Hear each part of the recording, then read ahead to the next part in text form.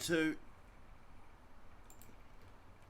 What is up, ladies and gentlemen of the internet? My name is Jade, and I'm joined this afternoon by my very good friend and colleague, Simon Anderson. How you doing, Simon? Afternoon, Jade. Doing very well, thank you. It's a overcast Wednesday afternoon. Hump Day has been royally humped, and we're on the decline towards the weekend. It's party time. Hump Day has been royally humped. I'm not going to be able to think straight for the rest of the podcast, but can you believe that it's December already, Simon? We're 2 days in. It's feels like only yesterday we were entering lockdown back in March, and all of a sudden we're supposed to be singing Christmas carols and listening to Mariah Carey singing every time we enter a store. Boy, oh boy. Today for you folks, we're going to be talking about drug testing. There has been new legislation passed in New Zealand in regards to drug testing, specifically for festivals and events of the like. And I would like us to have a bit of a conversation about the festive season and the drama that ensues with families, traditions, and things like that. But for now, Simon, I do have a question of the day. So, are you ready for that? Ready as always, mate. Hit us. Awesome. So, the question of the day, and this is as much for everybody at home as it is for Simon. The question of the day is: Would you have had an easier lifestyle if you were born 1,000 years ago? Would you have had an easier lifestyle if you were born 1,000 years ago? I don't know if you want to answer right now or you want me to sort of lead us in there, Simon. Um, can I ask for some follow-up parameters for the Please, question? please. Uh, was am I born exactly as I am, and in the exact same place I was born 1,000 years ago? Let's assume that your family is your family. You were just born 1,000 years ago. Yep. Okay, cool. So in Aotearoa 1,000 years ago, I oh, who was around? There is some debate about some cultures that predated Māori's arrival in New Zealand, depending on who you ask. But I Moriori, of mean, course.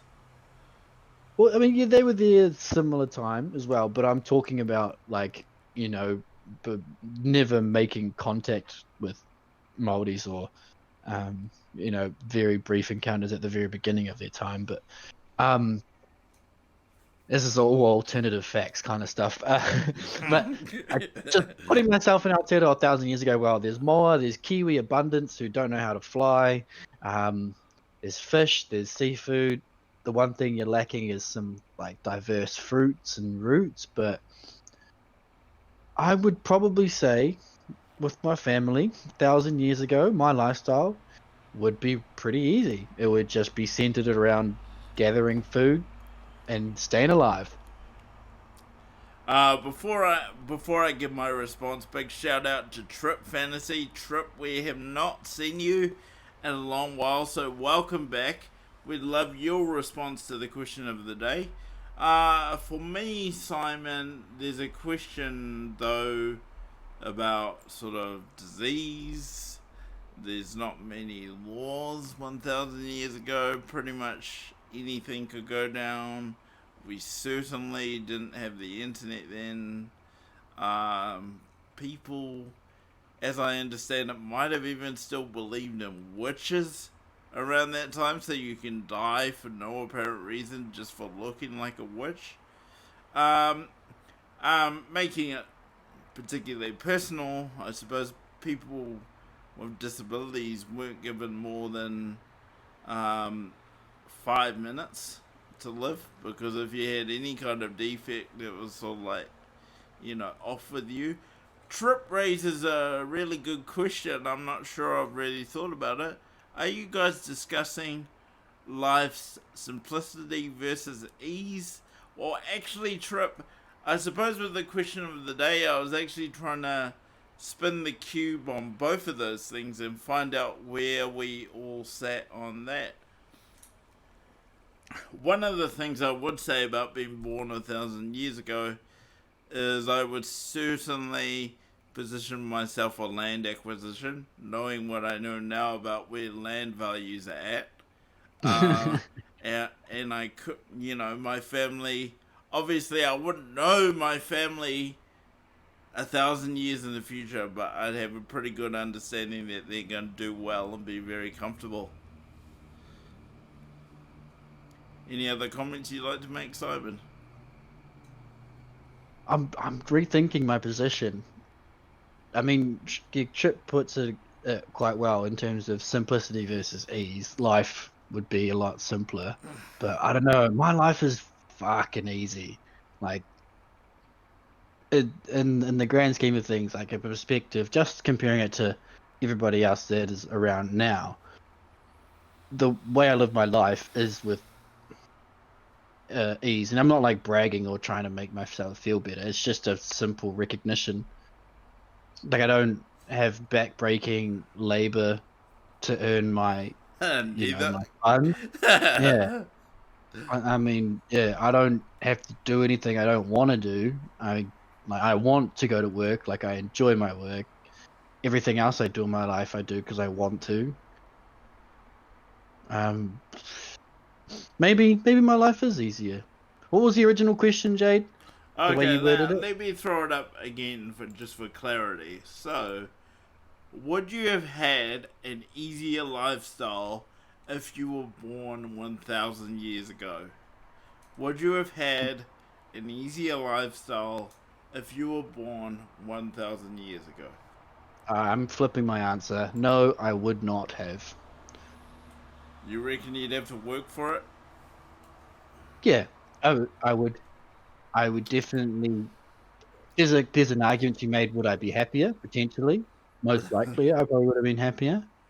Um, or more fulfilled, maybe. But I don't know. Happiness isn't my best marker in terms of what I like to judge things on.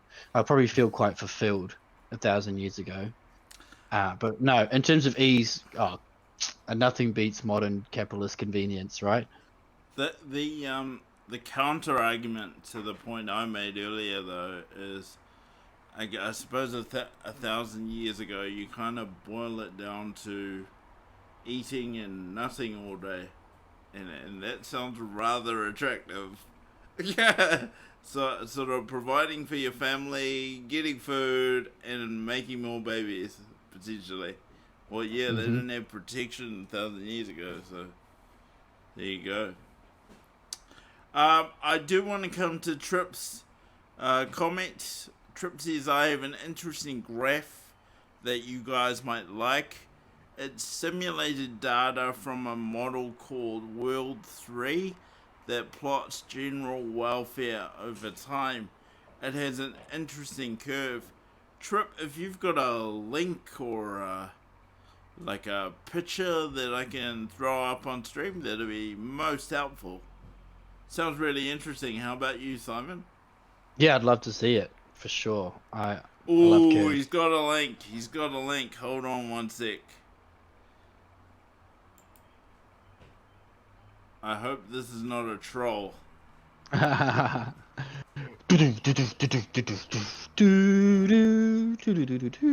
Oh, I don't want to get you DMCA'd.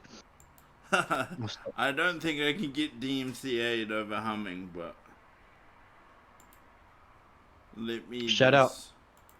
shout out PewDiePie and KSI for PewDiePie's video getting copy striked for the most terrible recorder playing and wind instrument like shouting into I've ever seen. I didn't see that. Alright, so apparently I have to do something. All I need to do is click simulate and something starts happening. Yes. Oh, yeah. I'll give you a minute to see that, Simon, because I know you're delayed. No, I can. Oh, I'm looking at it on my phone. I'm on the website. Oh, yeah. So, I'm black and I'm slow, so I'll probably need Trip to sort of explain this. Well, what it looks like is that at around the year 2000 is the perfect intersection of natural resources meeting the current population. So it looks like from now onwards, our population is going to increase at about the same rate that our resources are depleting. Interesting. Yeah. And then at about the year 20, what, 30? I'll We call hit, that 30, yeah. That we get a yeah, dip in population because there's no resources left. yeah, massive dip. Oh, I can't wait for that. That's 10 years away. I'd love to I might know. start learning how to grow some veggies. I'd love to know the data source for this. It's here on the page. The World 3 model is a system dynamics model of computer simulated interactions between population, industrial growth, food production, and limits in the ecosystems of Earth. Look at that. You can always trust Trip to bring the goods. And Yeah. let me just come to the comments. Click simulate and then human welfare index. Let me see. Let me go back there. Oh, did I get rid of it already? Oh, human welfare index. Okay. Oh, yeah. Jeez Louise. So, at around about 2030, we're out of here, Simon. Is that why everyone's trying to leave the planet? I'd say so.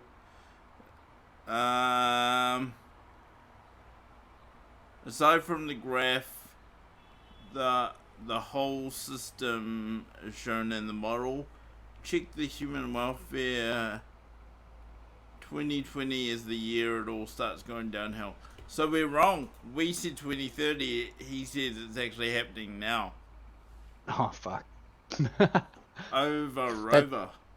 See you later. I'm gone. No.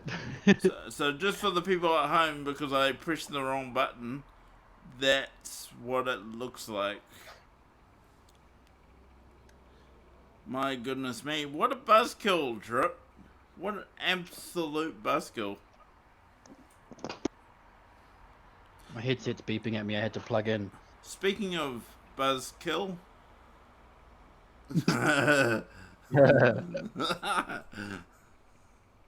Yeah, that's amazing, Trip. Thank you for that. So we have an evidence base to arrive at our collective response for the question of the day, I suppose, Simon. We would have been better off 1,000 years ago. Check out those natural resources and sparse population, huh? Yeah. But as I say, knowing what I know now, if there was any way I could be born 1,000 years ago, land acquisition is what I'd be on. I'd be claiming that land like a mofo. Yeah, I mean, that concept didn't exist in New Zealand. I mean, it kind of did. You just had to go to war for it. Yeah. So, on to our first topic. Well, I think life would suck 1,000 years ago for me. Before we move on, love to hear about that Trip. Please let us know your perspective. This is a interactive show after all. My favorite kind of shows are always the interactive kind. Otherwise, why go live? There are so many streamers though that never talk to the chat, and I suppose once you're super popular and your chat's moving like 500 words a minute, so like what can you do really? Well, there's like I'm sure just like those graphs that Trip shared, there's probably some interesting data around streamer viewership and the amount of chat interaction. And I'm sure it'd be like an inverse graph, as viewership goes up, the chat interaction drops off at about the same rate. Yeah. So there's probably like a nice sweet spot somewhere in the middle where you've got a decent amount of viewers and you're actually engaging with them. I mean, like depending on the type of streamer you are, whether you're playing games or whether you're actually just talking or you're doing a hobby that allows some, spare time to read chat. It varies. We're probably gonna have to plan some offline content, Simon, so you and I can have a break this year. That'd be good, eh? Yeah, a couple of things to go up. I've got a few weeks planned around New Year's as a break from Yeah. my day job. Okay, so Trip says if I weren't born rich, then I think I'd either die or work until I did. Over time, it seems the gap between those who are well off and those that are struggling narrows. Since economics tells us that the quality of life generally goes up in so much, where now almost all necessities are covered, most advances may be rooted more in affluence than essentiality.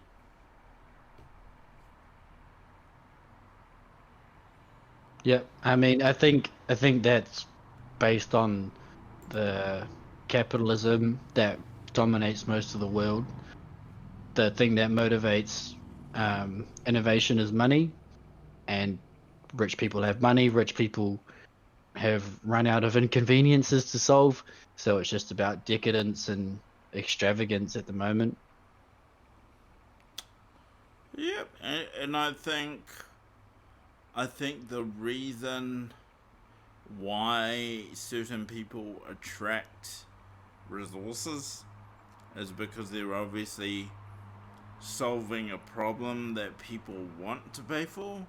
I think, like, I'm not an economics expert, but if you can solve a problem for people, they generally pay for it. And if you can create a system or service that's repeatable, you can't really run out of money until that system or service becomes obsolete, and all services eventually become obsolete. I always talk about the in the disability community. I often hear people say that disability support providers aren't really allowed to fail, and I can assure you they are. Um, you know, we used to all embrace the steam train once, uh, and we needed it for lots of things. It was really good for travel, really good for moving goods and services around. We don't have steam trains anymore, and if we do, it's just for recreation. So I can assure you, everything becomes obsolete eventually. We no longer use Pentium 486s. We no longer use the G5 iMacs that had the big colored bubble on the back of them. Everything gets replaced.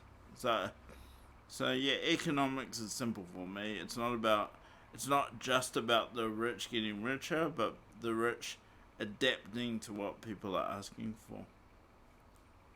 Yeah. If you can identify a need or manufacture a need, then yeah, you've got a captive market that you can sell to. The other thing you can do is look for something that is naturally scarce that you have ownership over or manufacture that scarcity. Like if you own the diamond Land, mines, land, generally.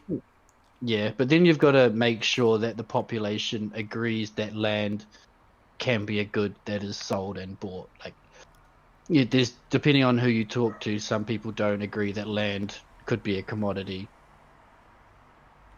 Well, New Zealand is fucked in terms of that. Yeah. I think every country is. I don't know if there's any country where land isn't considered something to be bought and sold. Oh, Antarctica maybe? But I mean, wasn't yeah maybe, but that's not really a livable country. It's like a territory that has people stationed there, but doesn't have its own laws and a society, I guess. Well, it does have its own laws, but it's I don't know. It can't be used as owned land. It's sovereign land that can only be used for research, I think. I don't Hmm. claim to be an Antarctic expert, by the way. So Trip has just called me a slumlord. So I've gone from renter to slumlord in about 2 seconds flat. Um, Land, when repurposed, can be a commodity. I suppose farming, we'd have to accept that. Simon? Yeah, I think so.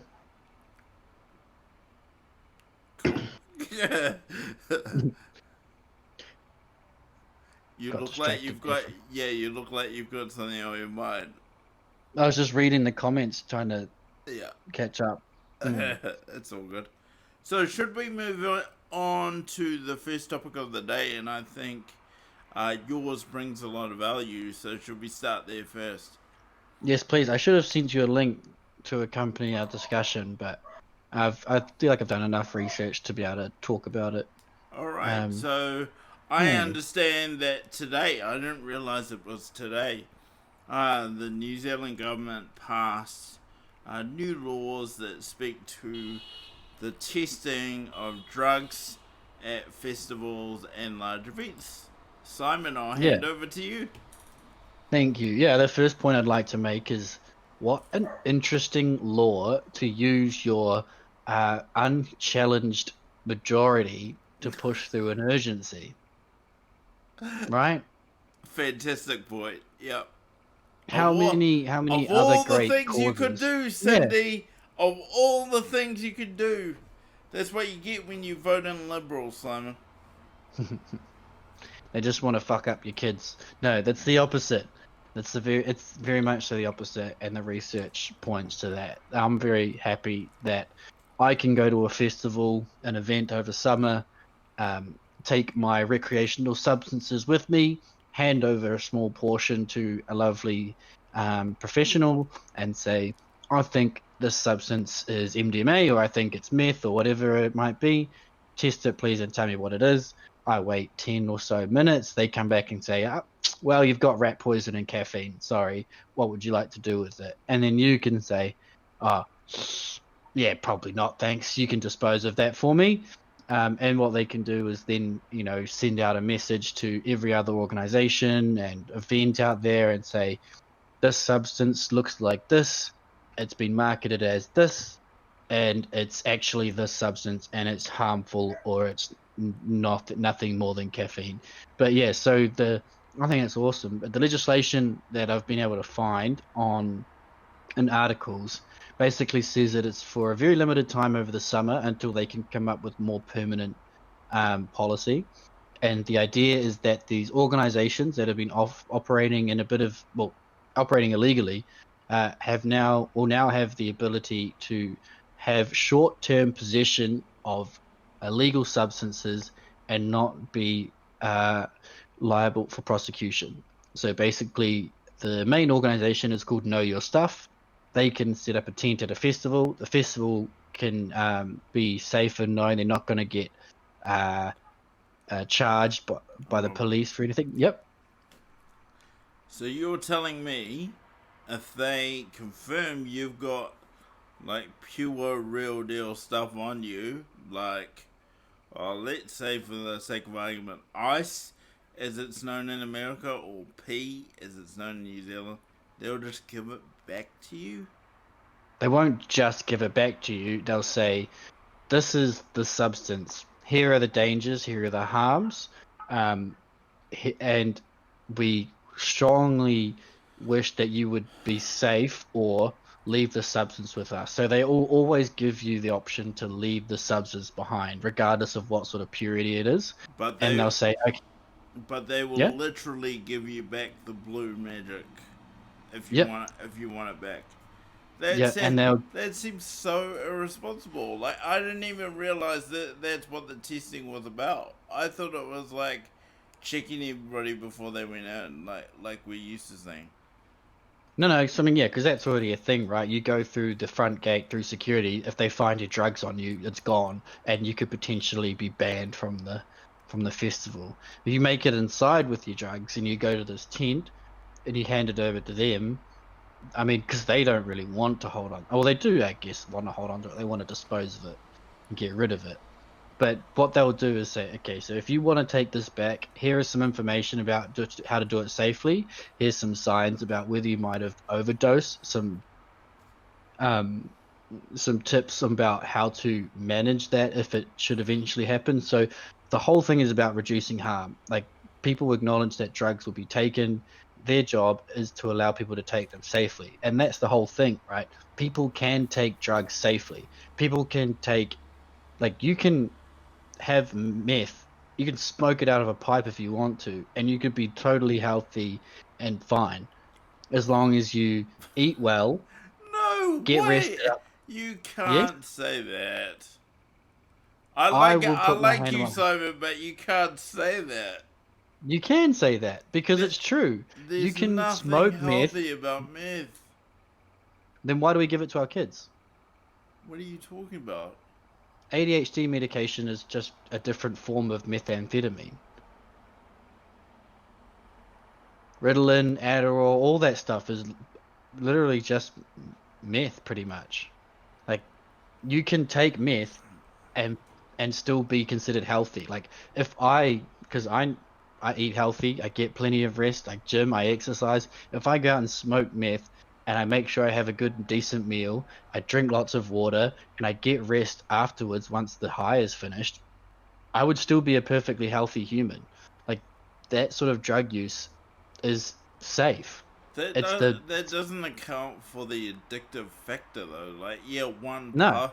one puff. Okay, yeah, a case could be made that one puff isn't going to kill you on the spot. But say you were to take meth. Oh, like I don't know where you're at with all that, and you don't need to say on stream. But say you were to do it. Like tomorrow, you'd be pretty keen to do it again.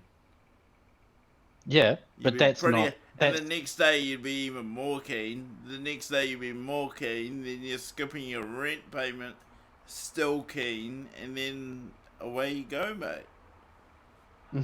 but sugar is the same, coffee is the same, cigarettes are the same, alcohol's the same. All of those substances are legal and are highly addictive. They're still considered safe enough for them to be legal. Cigarettes is like, yeah, okay, that's one that I don't understand because I've seen the damage. Need to come to the chat. Thanks everybody for your interactions. Dr. Squidman says it's addictive as fuck. Speaking about meth.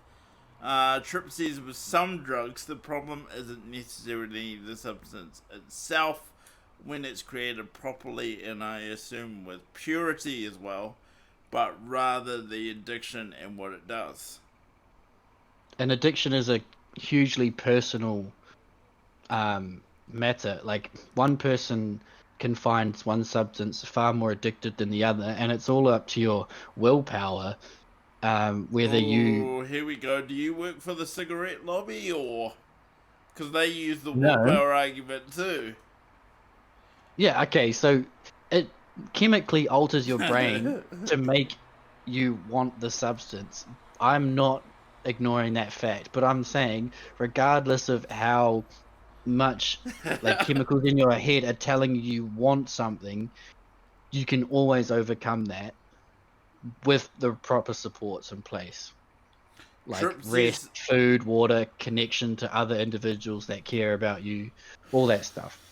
I've seen pretty engaged, decent people fall off the wagon pretty hard though. How do you account for that?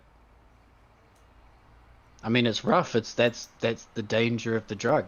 It doesn't mean that using it recreationally isn't safe. All right. So yeah, Trip says Uh, Physiologically, addiction acts the same. Yeah. I forget what he's responding to there. My apologies.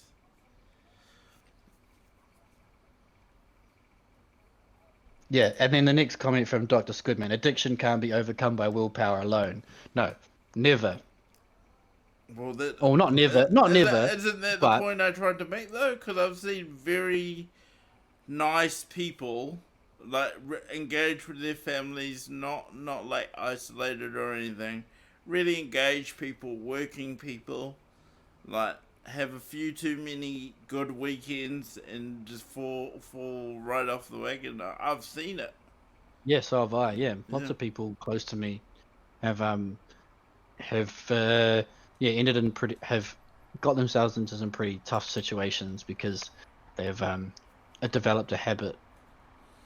So let's get down to business. So you Hmm. you support this new mandate to be able to be handling drugs without repercussions? Yeah, for the organizations that are there to test the purity and the contents of drugs, I definitely believe that they should be able to do that without risk of being prosecuted because essentially it's a cost saving activity for the government. You identify somebody's drugs that they've taken into a festival is rat poison, you've saved them a night in ER, you've saved them a trip to from the ambulance, you're saving their hospital bills as they recover, or you're saving the police bills because they're not going to jail, they're not getting arrested, they're not causing any harm, they're not beating anyone up because they're not taking the substance that they were going to had they not been informed. Every way you look at this bit of law change, it's a cost saving exercise, a harm reduction exercise. It's positive. I would love to see somebody try and make an argument to say that these drug checkers is wrong. I have one, but we'll come to the comments first of all. Trip says there is a physiological addiction and a psychological addiction.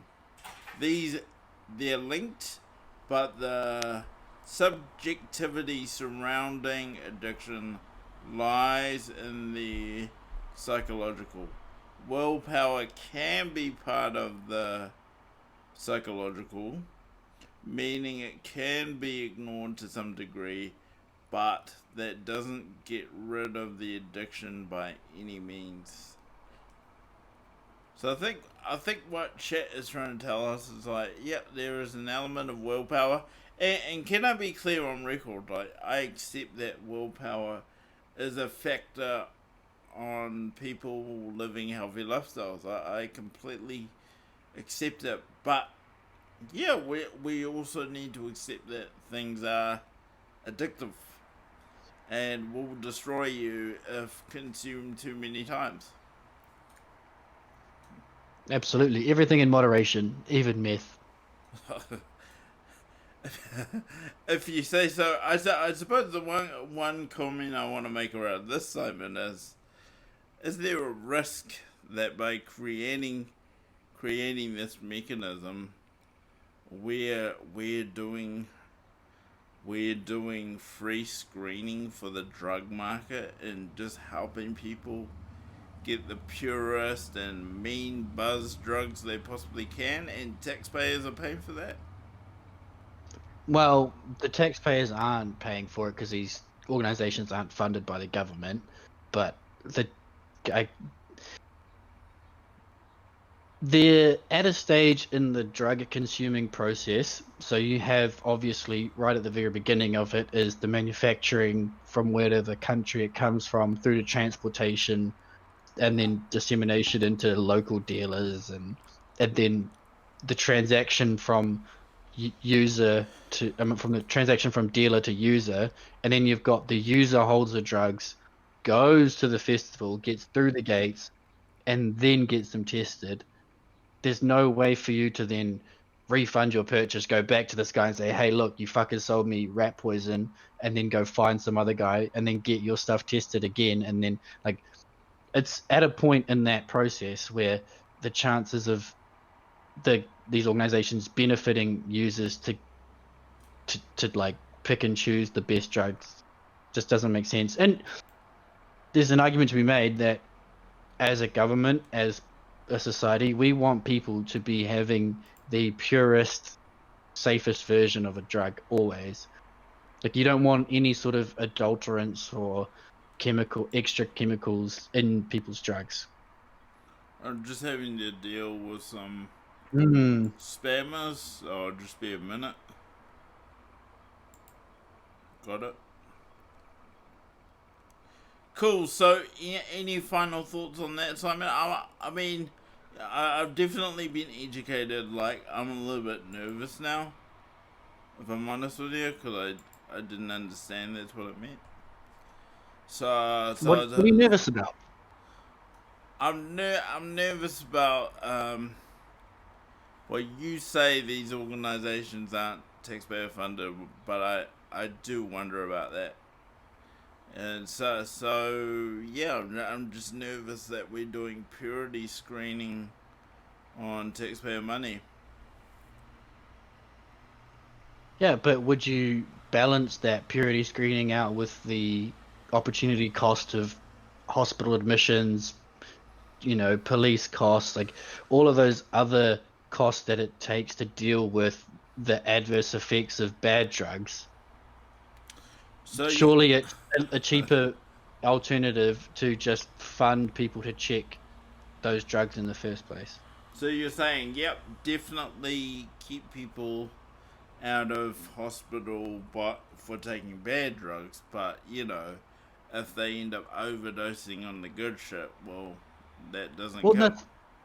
that's the thing, right? So there's in the last summer when they're operating illegally, they found these pills that were like, because people were trying to get as much as much MDMA into the country as possible, they were filling these tiny little pills with hundreds of milligrams of MDMA to get it into the country, and they're not telling anybody that they're potent as, and they're actually 4 or 5, sometimes 6 actual individual doses within a single pill, and they were getting these tested and just being astonished by how potent they were, and sent out alarm messages across the festival saying these pills are incredibly high potent, do not consume them all in one go. So it's coming at it from both ends. It's the purity scale and the potency. So you're taking out all the additives and all this shit, and then you're also addressing all of that ultra high potent bad faith people just trying to pump people full of drugs.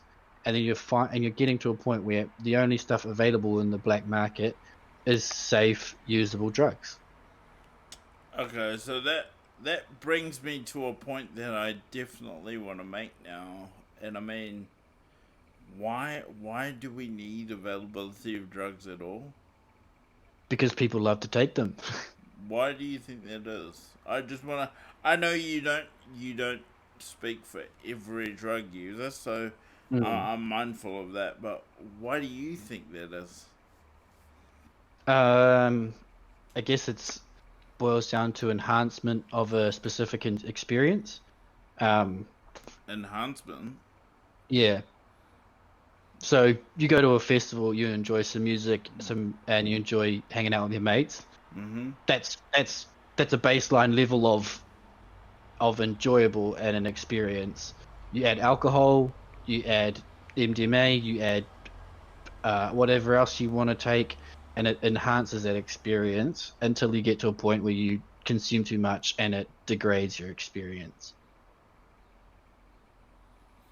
So there is a a safe zone right in the middle there where you can consume a drug and safely enjoy yourself and have a good time and feel like you had a better time than if you were completely sober. So let me just check. We're saying that reality is not the optimum experience. Like It's not I know always the optimum experience. I know musicians that are really good. I know like sounds and experiences and lights that are pretty buzzy. So we're saying that You're really saying that? Yeah, I mean, I've experienced both. So I've had festivals where I've been and I've taken drugs, MDMA, one that I've taken quite a lot. Um, and with and I've done it both. So I've done it with mixing with alcohol, and it's a different experience where if you do it completely sober and you just have MDMA. And then I've also had times where I've just had nothing but water at a festival. And you can still have a great time, and potentially it's because everybody else is inebriated and intoxicated in some other way that the experience of the sober person can be diminished. And it also depends on who you're with. Like some people can be an absolute terrible time if you're sober. Some people can be really lovely. Like there's lots of different like factors to think about in the festival experience. But yeah, I mean, some things you can take a drug and it maybe it's not just specifically enhancing, it changes the experience as well. Like it's different. It doesn't necessarily mean that it's better in every single respect, but it's different. I enjoy distorting my reality. I would never seek to live in a distorted reality forever, but there are times in my life where I have safely changed my perspective by chemically altering my brain and enjoyed it and found value in it. But yeah, I know a bit about MDMA, and I've read some research where it can help trauma victims. Over a period of 3 to 6 months, actually explore the trauma. Like, I know of counseling that's actually done with the administration of MDMA for people that have experienced. Yeah, so Incre- the FDA have yep, given it like a special status to rush it through trials, yep, the different phases, so that they can put it out into the market as a prescriptive drug yep, for people with those, yeah, diagnoses. yep. I mean, yeah, they're just because of its significant impact. It's cool. I love So, it. so I'm aware of what it can do for people in serious trauma, PTSD, all that. But there's also, if used improperly, it can lead to permanent psychoses. Now, bearing in mind what you said about what you like to alter your reality, and actually, both of us enjoy exploring what reality is. Like we do that all the time on this show, so it's good. Absolutely. But what if you were unable to return from that and you remained in permanent psychosis? I mean, that would be unfortunate. It has happened. Some people, like, I don't, it's hard to know how much is just like propaganda and fear mongering and how much of it is real, but you hear stories of like LSD permanently rewiring people's brains where they are experiencing symptoms of psychosis 24/7 or at least like majority of their life. And that's just like, just down to your basic biology and how your brain reacts to these substances. That's a pretty frightening reality. Serotonin syndrome is a scary thought. Like the fact that you can never feel any sort of like happiness, you almost feel numb your whole life, but you actually, it's a bit like a numb, glum feeling because your brain just cannot produce those chemicals that make you feel good anymore, or they're Mm-hmm. just so burnt out that they don't work. That's a scary thought, and I will never push myself into a position of anywhere getting close to that. I have had really some periods of some improper substance use behaviors. Um, I mean, but thank you. I recognize and I isolate that. I never make Yeah. them a habit. Yeah, thank you for sharing, and just know you don't have to air yourself out on stream. I'd never expect that of Mm, anyone. So yeah. I mean, live your truth. I ain't gonna get cancelled. yeah. Well, I might. But anyway, Simon, thanks for that. And as I say, my final thought on that is, yeah, let's continue to watch it. I mean, it goes without saying. I hope everyone has a safe and happy summer with as much reality as they care to experience. Absolutely. So onto the topic that I wanted to talk about today. I suppose it was less of a topic and more of a sort of a marshmallow subject to end our podcast on here tonight, Simon. I wanted to talk about the festive season and how it can sometimes be, you know, quite a stressful time for people. I suppose growing up, it's definitely had its ebbs and flows for me. Like I've had some pretty cruisy Christmases where everything has gone to plan, but I've also been a witness to some highly emotive, almost hard to comprehend situations with family arguments and dysfunctions and stuff like that. I wanted to know, is does that sound unfamiliar to you? Uh, like I've got I've got situations where I can draw comparisons, but for the most part of my entire life, my close family, my immediate family, and then those that I have, some relation to that I spend the Christmas time with, has never had any major issues. Everybody's always been in good spirits. Nobody's ever um, done anything that's stolen the show in terms of how the actual Christmas events. Everyone's always played their parts, being quite a good community um, vibe, and I think that's down to like some intentional efforts by senior members of the family to maintain an environment that is positive. It's not like anything's left to develop into that situation. And something I've also experienced is pressure around the gifts. I don't know if that's been a thing for you, but not all the time. Definitely not every year, but certainly um, at times people have requested from me certain gifts that pretty much seem unreasonable, and then on the flip side, yeah, I might be in a relationship at that particular time, or just be dating, and it's all like, am I supposed to go back or go home? I sort of feel that the media definitely perpetuates this idea that the gifts are what Christmas is all about. Obviously, I've grown out of that now. So, Yeah, so so that's what I wanted to kind of bring as a comment to what you were talking about in terms of family members being quite emotional and hard to comprehend. It's because they buy into what they consume. The media feeds them this massive hype about how important Christmas is and how it's a time of giving and you must give to people you love to show them how much you love, and they build up this reality in their head of what they think Christmas is going to be like. And then as exactly. soon as it deviates from this ideal picture, it's the trigger response, it's the fight or flight. It's something's wrong, I'm agitated, and all hell breaks loose. And, So yeah, and I've heard friends and family sort of say, "Oh, it's not going to be a good Christmas because," so that they set these standards for themselves they can't even reach. And I've had people cry to me on the phone. This is family and friends. Like I don't want to give this picture that my family are completely insane. I mean, they are a little bit insane, but it's not just them. Yeah, yeah.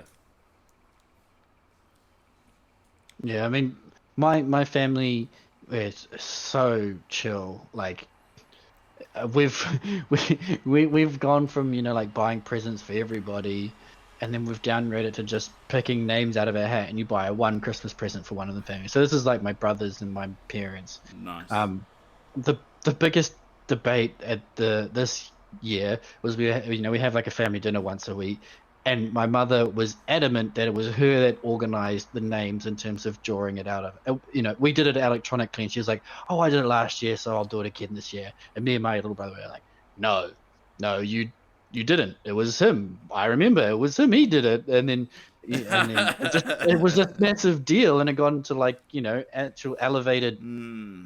delivery of tone, and because we just that was that's what we were kind of arguing over. And she wanted to set a price limit on gifts, and none of us were into that. We're all pretty reasonable fellas. We'll just pick a present that we know someone will like, and we're not going to be concerned about matching price with anybody else or, setting examples.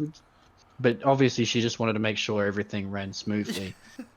I'm glad you've got a Secret Santa story because last week was the Santa Parade, and for every Santa Parade I host a party on a balcony on Queen Street. So I get a hotel room, so we do like a balcony party type thing. That's cool. Yeah, Yeah, that's pretty awesome. yeah, man. So while everyone was there, my sister Renee, she is coordinating the Secret Santa. And so everybody's drawing out, everything's all cool. All of a sudden, everybody's asking each other who they got, and I'm pretty hard line actually.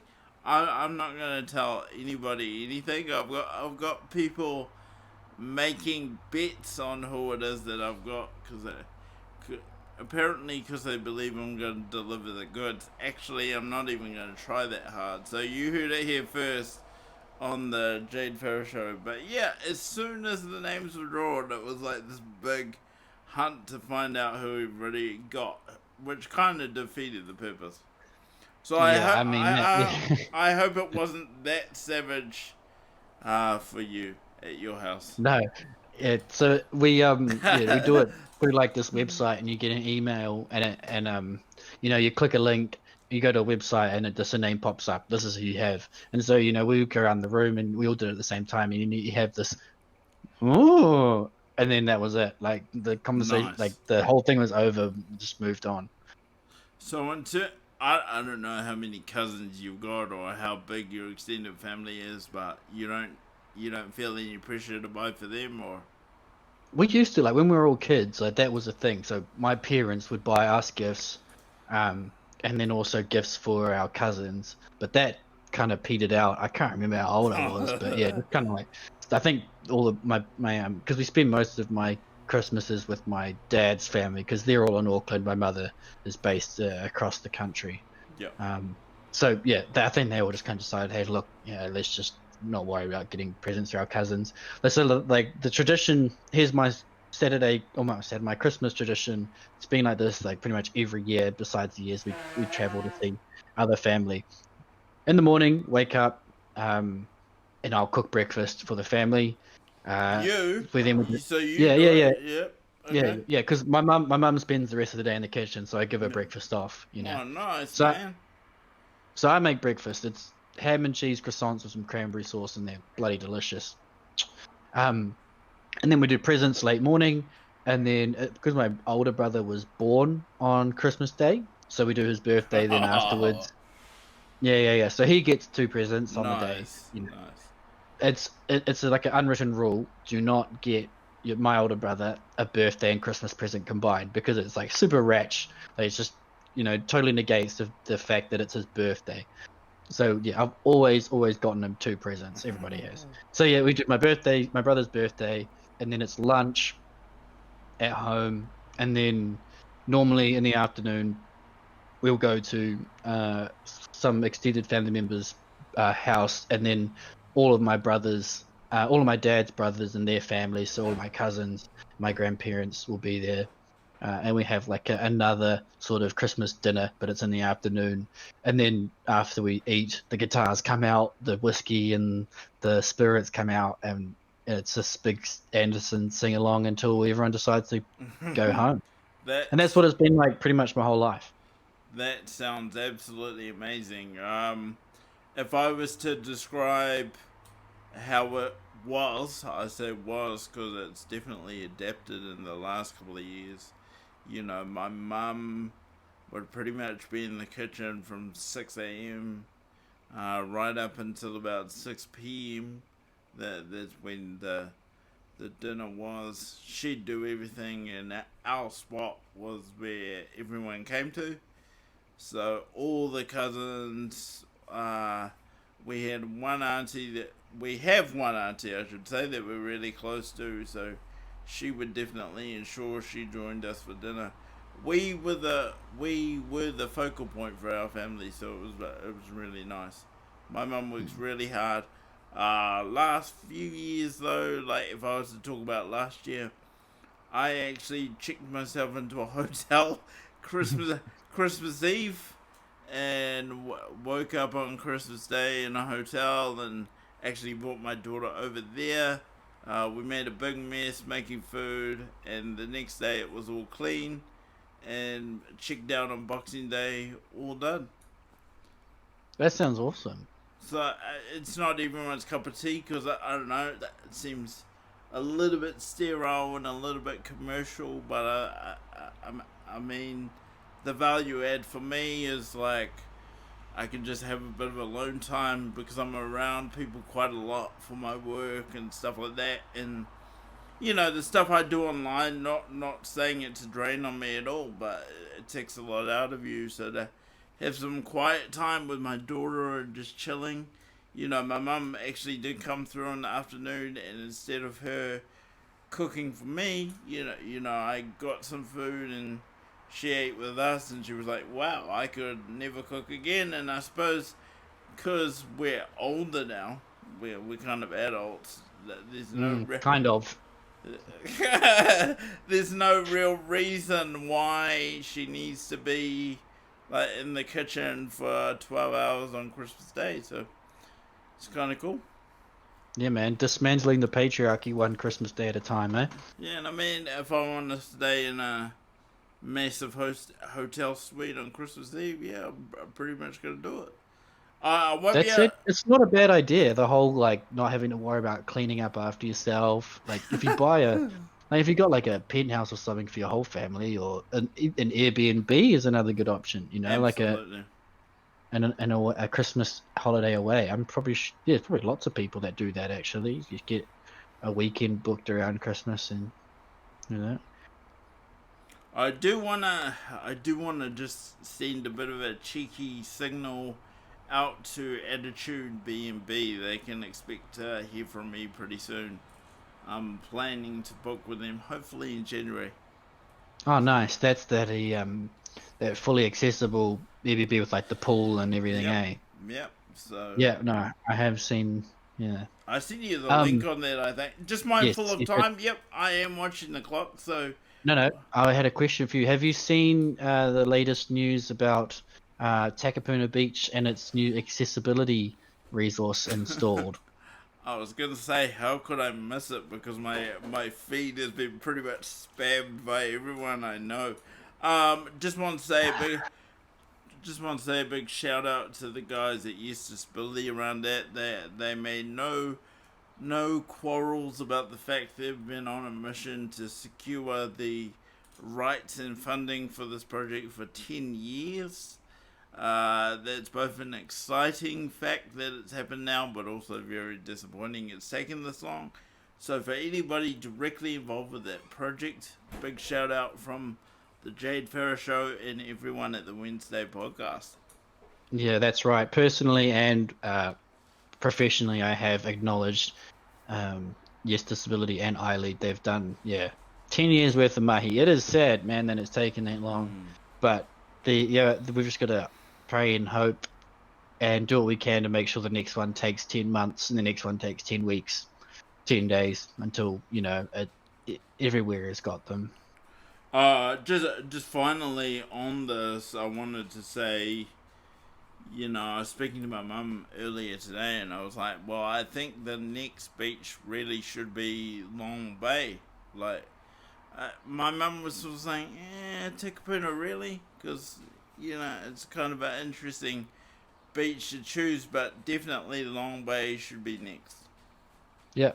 Audi was a good candidate as well. It's huge. Actually, Lots of parking. I mean, Long Bay's a good one as well because you want something that's easy to access and doesn't require people parking miles away to get to. You want the amenities around the beach to be well established. And Takapuna, it's so dense, like right around the beach. It's just it doesn't make a great first candidate. But I mean, I guess it's a cool spot.